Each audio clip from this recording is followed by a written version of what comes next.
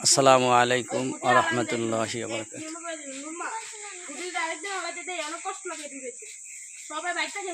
এই দুনিয়ার আগুনে এত পাওয়ার, জাহান্নামের আগুন থেকে 60টি দেওয়ার পরে এই দুনিয়ার আগুন, এই দুনিয়ার যে আগুন, বাড়িঘর সব বিল্ডিং যা কিছু বলেন না কেন, এই দুনিয়ার আগুনে সব পুড়ে ছাই করে দেয়। কিন্তু যে জাহান্নামের আগুন, এর 3-7 গুণ বেশি হবে। এই দুনিয়ার আগুনই বাড়ি ঘর বিল্ডিং যা কিছু বলেন না কেন পুড়ে একদম ছাই করে দেয়। যদি কোনো ঘরে ডাকাত বা চোর ওঠে, কিছু রেখে যায়। আর যদি কারো বিল্ডিংয়ে অথবা বাড়িঘরে আগুন লাগে, কিছুই রাখে না, একদম পুড়ে মাটি পর্যন্ত পুড়ে ফেলায়।